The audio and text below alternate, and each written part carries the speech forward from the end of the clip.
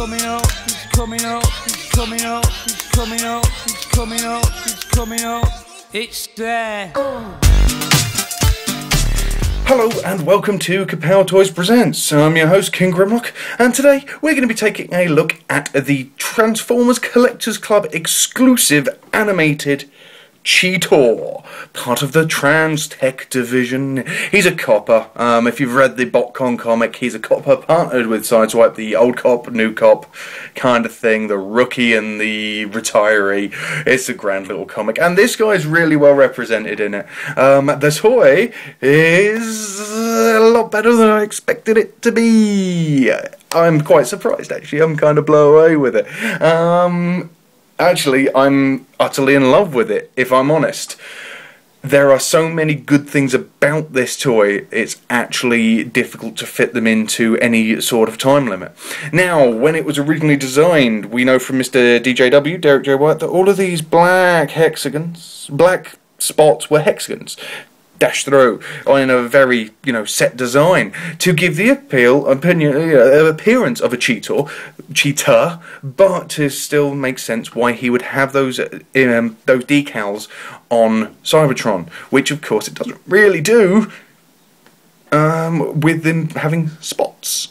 But you know what? It still works. It works even better in his robot mode. But there's just something beautiful about this guy in this mode. Really sleek. The blur mould is sensational.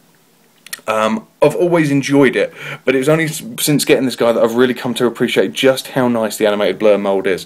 Really great detail, the Tron-esque wheels at the back, and really wonderfully picked out with these red rims on them as well. And just the whole sleekness of the car, and the lovely contours of it. It really lends itself to Cheetor. If you could imagine if he was on Cybertron, this would be the kind of mould that he goes for. Take another closer look around. It's just something so sleek about it. The light bounced off it beautifully. And around the back, we do have visible head syndrome, as we did with the blur mould as well. But the nicest thing about it is that you do have this sort of tail on it, which is kind of cool. Really quite nice. The QC, being a club toy, is questionable at best. I've got a massive lump of paint missing off the back end. Obviously they were painted, then these pins were put in to put the toes in, because my other side has got a lump of paint that's covering over where that lump obviously chipped off when they've hammered the pins through it. Really well played, club. But you know what? It's a damn good toy. I have to thank Mr. John Nixon, Lucas Rain, for picking this up for me at BotCon and doing me the massive service of bringing it back to the UK. I would never have forked out the money that the club were asking for postage and stuff. So to get this, thank you very much, John. I owe you a beer, my friend. Just don't give me your illness at AA this year. I mean, can you? It's just beautiful. On the other side, for those who haven't seen the blur toy, look, it's a robot. But unlike some, it's kind of forgivable. Yes, we've got the chest area and you've got the back of the head there. But it's just for the, the top of the car is so damn nice that you just forgive it just about everything. And the light plays off this yellow. It's sort of got a metallic essence to it as well. And you can tell where it's painted rather than cast in the colour. See, just a rim up there and a slightly different colour in there as well.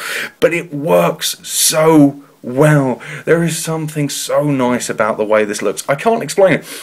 In pictures, and I imagine on video as well, you're thinking, Matt, you must be crazy. This thing's ugly as sin. It's not. It's glorious. You get it in hand the moment I opened the box, which is also very nice, I must admit. There was just a real... It really captured me with its quality. The look of it, the paint applications are done so nicely. The yellow is beautiful, it's not garish, and the green as well, you'd expect it to be great, but these eyes that picked out, lovely, absolutely lovely.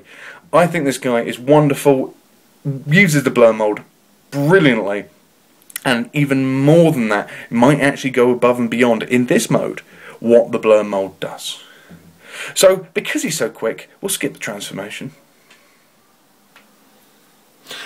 And Cheetor's robot mode, it was massive for a start. This guy is a tall boy, but he looks so nice. There is just something, again, like the alt mode that is just so wonderful about him. The Cheetor spots are a lot more uniform on his robot motor, coming down the chest parts, one on each shoulder, down the forearms and the legs as well. Which kind of, I don't know, it doesn't work as well in this mode as it does in the alt mode. Yet this guy is ultimately successful in this mode as well, because he doesn't look like Blur. Save the shoulder pads, he looks like a different toy, and he also looks like he could be a Cheetor toy as well.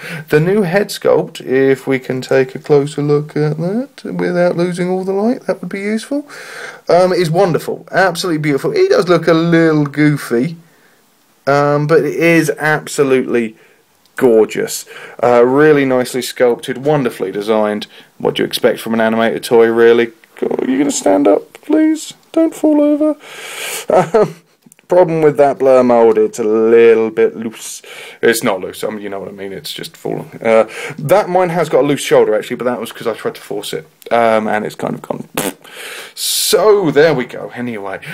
Beautiful colouring, bringing that little tint of orangey brown that was on the alt mode into the chest, the head, onto the forearms as well. And the green plastic has also been replicated in these bars on the chest and on the kneecaps as well. Just another colour, another little bit of vibrancy, and for some reason it all works. The yellows, the orange, the blacks, the little bit of red in there is just accentuated so much by those little bits of silver and those little bits of green as well. It just brings the whole thing together. It makes it pop much more. I mean, most people will probably either know the Blur mold or have it, so we'll take a quick look around it.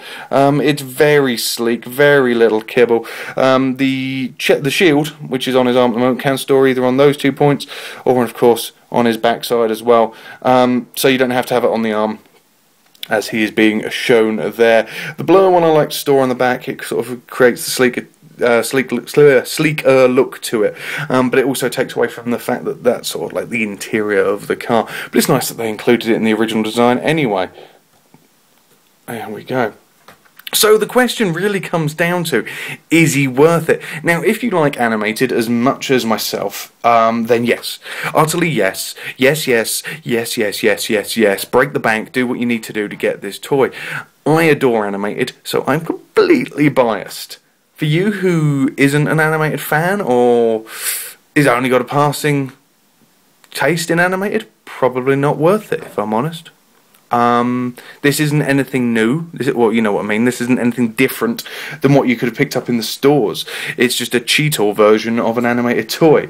Will he fit into a collection as a trans tech Cheetor? No, it's quintessentially animated. The entire design, head sculpt is animated. The elongated limbs have that slight caricature-esque nature that animated does, and therefore he only fits into the animated line in my eyes, in the same way that RC also only fits into the animated line as well. Again, my opinion, but it's right. In all, you like animated, you owe it to yourself to get this. Get the comic, you'll fall in love with the character even more.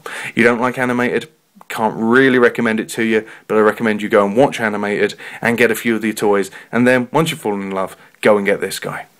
Anyway, I've been your host, King Grimlock. This has been the Transformers Collectors Club exclusive animated Transtech Cheetor, and we'll see you next time.